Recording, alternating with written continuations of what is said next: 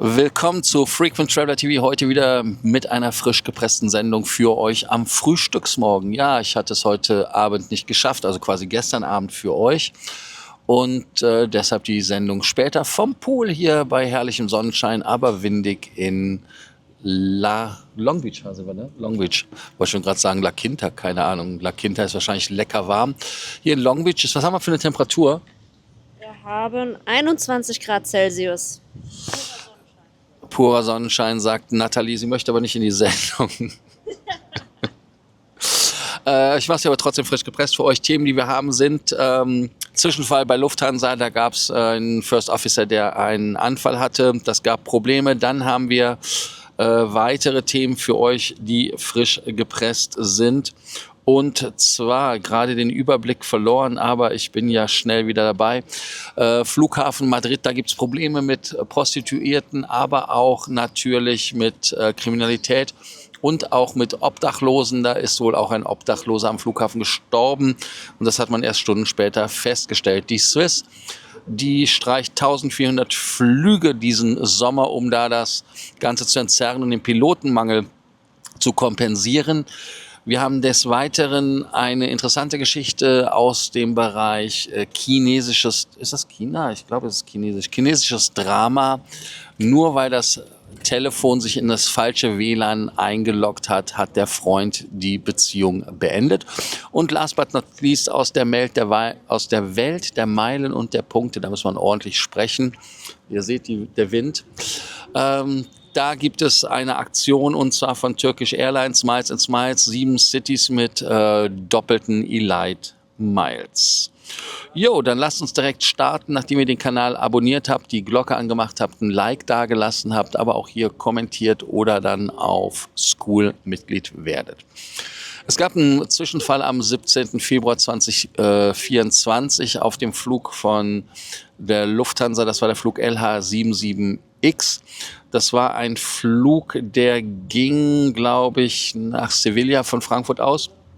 Und Besatzung waren 2 Piloten, 4 Flugbegleiter. Der Flug war mit 199 Passagieren, ein Airbus A321. Der Kapitän ging um 10:31 UTC auf die Pipi-Box. Dann gab es die Tonaufzeichnung, die dann darauf hingedeutet hat, dass der erste Offizier einen Kollaps hatte, eine Art epileptischen Anfall. Der Kapitän versucht dann 5-mal erfolglos über den regulären Code ins Cockpit zu kommen. Wir wissen ja alle, dass es im Cockpit gibt den Schalter, den muss man einmal quasi nach oben ziehen und dann umlegen, dass man dann quasi da reinkommt. Dann gibt es aber, wenn dieses nicht erfolgt, gibt es diesen Notfallcode, den man halt aktiv über diesen Knopf da, den ich eben beschrieben habe, deaktivieren kann. Und da ist der Captain dann reingekommen, Gott sei Dank sogar vorher. Der erste Offizier war blass, schwitzend, aber bei Bewusstsein. Und die kritischen Punkte waren ganz klar, dass er alleine im Cockpit war. Der Autopilot war zwar aktiv, aber 46 Sekunden nach dem Kollaps wurden 4 Bedienelemente ungewollt gedrückt. Der SEC3, das ist der Spoiler Elevator Computer 3, wurde deaktiviert, ein Masteralarm ausgelöst und das Flugzeug blieb technisch kontrolliert, jedoch über 10 Minuten ohne aktiven Flugzeugführer, wie das so schön heißt. Heißt also, niemand hat sich während der Zeit um die Instrumente gekümmert und geguckt, dass alles in Ordnung ist. Und der erste Offizier wurde dann, nachdem man anstatt in Sevilla in Madrid gelandet ist, notfallmedizinisch betreut. Die Kennung der Maschine war die Delta Alpha India Sierra Oscar. Die landete in Madrid ohne weitere Zwischenfälle. Und es gibt da natürlich nicht nur die Erkenntnis, die wir hier ja schon lange haben bei Frequent Traveler TV, dass ein Einmann-Cockpit eher nicht so eine gute und tolle Idee ist. Ist es so, dass der Cockpitzugang bei Notfällen zwar korrekt funktionierte, aber mit Verzögerung. Die Prozesse der Cockpit-Wiederherstellung bei Handlungsunfähigkeit sollten halt wirklich überdacht werden. Und die medizinische Tauglichkeitsprüfung bei Piloten rückt in den Fokus, insbesondere bei kurzfristigen Leistungseinbrüchen, wobei hier gesagt wurde, dadurch, dass das etwas ist, was der Pilot vorher nicht hatte, konnte man das nicht wissen. Und logischerweise hätte man es auch nur festgestellt während einer dieser Episoden. Also insofern, der Pilot wird nie mehr fliegen, also nicht nur wahrscheinlich nicht, sondern ganz sicher nicht, weil er fluguntauglich ist mit dieser Diagnose.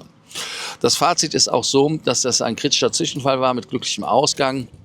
Und es ist halt wirklich nochmal eine Erinnerung dran, dass so wie einige Fluggesellschaften wie Lufthansa das zum Beispiel macht, dass einer im Cockpit da durchaus dann nicht okay ist. Finnair hat das zum Beispiel, dass da auch jemand immer in die Kabine, aus der Kabine mit ins Cockpit dann muss, wenn jemand das Cockpit verlässt. Also sind immer 2 Leute im Cockpit, das gilt heute noch so, interessanterweise. Aber Redundanz und die schnelle Reaktionsfähigkeit im Cockpit sind natürlich elementar und wichtig, lebenswichtig sogar. Ihr könnt ja darüber erzählen, was ihr davon haltet, entweder auf School oder dann unten in den Kommentaren. Madrid Flughafen war der Flughafen, wo die Landung war. Deshalb haben wir das zweite Thema von da aus. Und zwar ist es so, dass der Flughafen Madrid Barajas, MAD, gerade im Terminal 4 Probleme hat mit Insekten. Jo.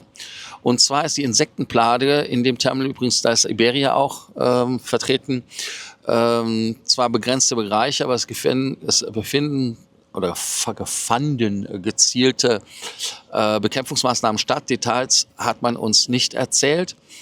Und auch ein großes Problem ist natürlich im Terminal 4 die Obdachlosigkeit. Also das heißt, 100 Obdachlose sind in Frankfurt am Flughafen übrigens so, sagt man. In Madrid sind es sogar bis zu 400 Personen im Terminal. Das Terminal wird als inoffizielle Notunterkunft genutzt. Warum? Weil auf der einen Seite sagt der Flughafen, wir sind nicht zuständig. Auf der anderen Seite sagt die Stadt, wir sind nicht zuständig. Also insofern passiert da gar nichts. Sicherheitsbedenken gibt es natürlich, wenn solche Gruppen unbeaufsichtigt im Terminal sind. Deshalb hat man angefangen, Leute nur noch reinzulassen, die einen Boardingpass haben oder die halt logischerweise da arbeiten. Aber es ist halt so, dass es natürlich dort, weil die Mitarbeiter davon auch berichten, Diebstähle gibt, Belästigung und Nutzung von Behindertentoiletten für Sexarbeit. Also das ist ganz klar so, dass das nicht geht.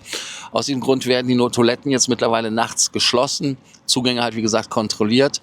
Und die Mitarbeiter sind über das Ganze relativ frustriert. Der Frankfurter Flughafen hat das etwas anders gelöst. Der Frankfurter Flughafen hat dafür eine Art Bahnhofsmission eingerichtet, also eine Seelsorgestation. Und da kümmert man sich um die Leute, was ich wesentlich wichtiger und besser finde. Die Behörden sagen, dass der Flughafen natürlich die Sicherheitskontrollen dort erhöht hat. Es bleibt jedoch kein Problemlösungsplan bestehen, heißt also, man ist da nicht unterwegs und sagt, wir haben da jetzt eine Mission, die wir aufbauen, aber wir helfen den Leuten und wir kümmern uns drum. Und die Maßnahmen ist eher die Symptome behandeln, als das Problem zu lösen. Also das auch relativ spannend. Und dadurch, dass es halt das Terminal 4 ist, was für die Iberia ein wichtiger Dreh- und Angelpunkt ist es halt wirklich auch so, dass das Image der Stadt gefährdet ist, wenn die Leute da ankommen und man hat das, dann denkt man natürlich, das ist ein Riesenthema. Mir ist es zum Beispiel passiert in Los Angeles. Ich bin im Hyatt am Flughafen, tippe von da aus zum, wo wollte ich eigentlich hin? War ich zu Subway? Ich glaube, ich war zu Subway unterwegs. Oder ich glaube, war Subway beziehungsweise zu In-N-Out Burger. Und da sind dann auch einem Leute entgegengekommen, was natürlich dann nicht unbedingt ein Sicherheitsgefühl vermittelt. Und damit ist halt das Passagiererlebnis und die Position als globaler Hub, gerade wenn es am Flughafen innen drin ist, ein Riesenproblem. Wenn es außen passiert, ist natürlich auch unschön. Aber ihr wisst ja selber, dass es an anderen Flughäfen funktioniert. In Zürich und in Wien oder München gibt es dieses Thema nicht oder in Lissabon. Also da sollte man etwas machen. Fazit ist halt von euch vielleicht etwas Interessantes zu hören, was ihr dazu denkt, ob das für euch ein Thema ist, wo ihr sagt, da will ich nicht hin. Oder ob ihr euch das auch schon irgendwo erlebt habt, vielleicht an anderen Flughäfen als nur in Madrid. Was man bei Fluggesellschaften mittlerweile erlebt, ist auch das Thema, dass die Fluggesellschaften Pilotenmangel haben. Die Swiss hat 1400 Flüge, die sie diesen Sommer ausfallen lassen werden. Auch Langstreckenverbindungen sind betroffen, weil man Pilotenmangel hat. 1,5% des gesamten Swiss-Programms. Die Strecke Chicago wird das Angebot im September und Oktober sogar halbiert. Die Ursachen für den Engpass sind Pilotenmangel, weil halt die Umschulung auf die 350-900er Flotte dort Kapazitäten binden, Langzeiterkrankungen im Cockpit vom Personal ist natürlich auch ein Riesenproblem. Aber auch die 220er-Flotte hat natürlich keine einsatzbereiten Maschinen aufgrund der Wartungsarbeiten. Die 320er-Familie, denen fehlt hingegen Cockpit-Personal, weil die die haben die Flugzeuge, also sie bräuchten nur das Personal. Und der Tarifvertrag sorgt durch bessere Arbeitszeitregelung für einen Mehrbedarf von 70 Vollzeitkräften im Cockpit, den muss man decken. Und die Wetlease-Kapazitäten sind ausgeschöpft, Unterstützung natürlich auch durch Helvetic oder halt durch die Lufthansa. Und die ist laut Swiss, ist dieser Wetlease nicht weiter auszubauen. Maßnahmen sind, dass ältere Piloten ihren Ruhestand verschieben, Teilzeitpiloten ihre Stunden temporär aufstocken, was natürlich problemlos möglich ist aus der Teilzeit heraus. Aber langfristig will man die Cockpit-Ausbildung verbessern und optimieren. Ziel sind, bis zu 110 Piloten pro Jahr selber auszubilden und dann natürlich auch zu übernehmen. Schwerpunkt der Kürzungen liegen leider auf dem Europaverkehr. Trotz der Kürzung will die Swiss 2025 mindestens 70% ihrer Flüge pünktlich durchführen, also 70% nur pünktlich durchführen. Der Engpass unterstreicht den strukturellen Fachkräftemangel in der Luftfahrtbranche und zeigt, wie empfindlich selbst gut organisierte Airlines auf Personalveränderungen reagieren und wie es ein Problem ist. Natürlich ist es so, dass man pragmatisch mit dem Pilotenmangel umgehen muss, vor allem auf der Strecke Chicago. Die 350er flottentechnisch einzuführen, wirkt nur kurzfristig belastend, aber strategisch ist aber klar, dass Swiss ihre Eigenständigkeit stärken will und muss. Heißt also selbst dafür, dass da halt Einschnitte möglich sind. Jetzt gibt es einen Einschnitt in ein Liebesleben aus China, eine interessante, lustige Geschichte, die ich gehört habe. Da gab es die Geschichte, dass ein Paar gemeinsam in eine Art Stundenhotel in Chongqing eingecheckt hat. Und da sagt man jetzt Stundenhotel, ja, das ist wahrscheinlich genau dafür gedacht, aber das ist halt ein Pärchen, weil in China viele noch bei den Eltern leben und nicht eine eigene Bude haben, weicht man dann natürlich auf Stundenhotels aus. Und beim Einchecken verbindet sich das Handy der Frau automatisch mit dem WLAN. Als sie nämlich irgendwie gesucht hat, ihre ID-Karte, die sie online auch haben. Und der Mann sagt sofort, what? Denn man weiß ja immer, wenn sich das WLAN auf dem Handy automatisch einloggen lässt, dann ist das quasi wie zu Hause. Und er hat dann gedacht, die ist fremdgegangen. Und die war da schon mal. Und sie hat beteuert, dass sie noch nie da gewesen ist. Und er trennte sich aber sofort, weil das Handy halt das WLAN kannte. Sie ist dann zur Newsstation gegangen und die haben dann recherchiert, dass die Frau selber, die in einem anderen Hotel früher gearbeitet hat, also sie ist nicht von derselben Kette, da dasselbe WLAN-Passwort ist. Und dann ist mir auch aufgefallen, hier zum Beispiel wie im Hyatt Long Beach, mein Handy hat sich hier auch in Long Beach alleine eingewählt, weil ich noch aus Indian Wells zum Beispiel das WLAN drin hatte aus dem Grand Hyatt. Oder aber auch bei Hilton passiert mir das auch, dass ich zum Beispiel, obwohl man sich einloggen muss, mich noch mit dem Cookie von dem anderen Hotel einloggen konnte, komischerweise. Ich hatte mich gewundert. Also das heißt durchaus, dass das passiert. Und solange das Netzwerk den gleichen Namen hat und das Passwort auch gleich ist also so ein Auto-Connect technisch kein Problem. Ihr solltet halt beachten, dass ihr solche Sachen deaktiviert, weil viele Leute machen das dann auch so, dass sie zum Beispiel Spoofen anfangen oder sowas. Also heißt, ihr euch am Flughafen in das WLAN einloggt, der Kollege dann dasselbe WLAN-Netz vom Namen her mit seinem Handy oder was betreibt und dann geht eure WLAN-Daten genau da durch. Das ist der Moment, wo ihr mit VPN arbeiten solltet. Ja, die Frau ist halt wirklich mit der Geschichte natürlich ans Fernsehen und alles gegangen, um nicht ihren Kollegen dazu wiederzubekommen, sondern einfach zu sagen, nee, da habe ich keinen Bock drauf mit dir, weil du, wenn du mir nicht vertraust, dann hat das keinen Sinn, womit sie auch ein bisschen recht hat. Aber es ging hier halt darum zu prüfen, dass sie halt nicht untreu war. Der Kollege ist halt wirklich da hart geblieben. In Social Media fragt man natürlich, hatte sie recht, hat er recht, wer ist da das Problembärchen. Fazit ist, dass die Technikbeweis eben nicht ist für Schuld oder Unschuld. Manchmal gibt es halt Sachen, wo die Technik Dinge tut, die wir alle nicht selber nachvollziehen können. Moral gibt es übrigens auch.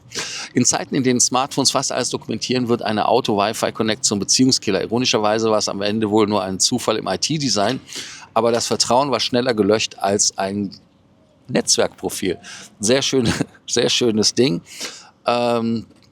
Wie man das jetzt moralisch zusammenfasst. Und wir gehen weiter zum letzten Thema für heute. Es wackelt ein bisschen, ne? Ich habe euch hier auf meiner Liege mitgenommen. Wenn ich hier so wackel, dann ist aber auch ein bisschen windig.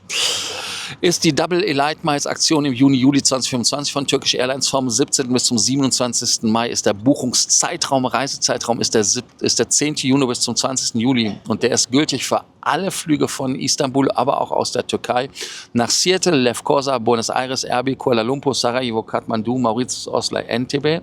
Und jetzt fragt ihr, was gibt es da? Double Elite Miles. Und zwar für Economy Business Class, keine Umbuchungen. Keine Gruppentickets, Firmentarife oder Sondertarife, zum Beispiel Studenten. Wichtig, der Flug muss vor Abflug im Miles-Konto registriert sein. Gutschrift mit den doppelten Statusmeilen erfolgt innerhalb einer Woche nach Flug. Ist eine attraktive Aktion für einen oder anderen, der in den gesandten Städten starten oder landen möchte, speziell für Statusjäger auf dem Weg zum Elite Plus. Allerdings gilt nur für Verbindungen mit der Türkei, nicht für Weiterflüge im Netz. Also wenn man Seattle, Istanbul, Bangkok fliegt, gibt es nur die doppelten Meilen für Seattle, Istanbul, weil das ist halt ein Teil der Promotion. Also, damit für euch wieder hier nachmittags um 14.50 Uhr die neuesten News, die ihr frisch gepresst zum Frühstück schauen könnt. Klappt ja auch besser mit dem Orangensaft, der frisch gepresst ist, wenn es morgens kommt. Euch einen schönen Samstag. Ich versuche das Mikrofon nicht in den Mund zu stecken. Keine Ahnung, warum das da reinfluckt. Ich freue mich auf die nächste Sendung. Bis dann. Ciao, ciao. Und vielleicht heute Abend, vielleicht morgen. Wir werden es sehen. Also, bis dann. Ciao.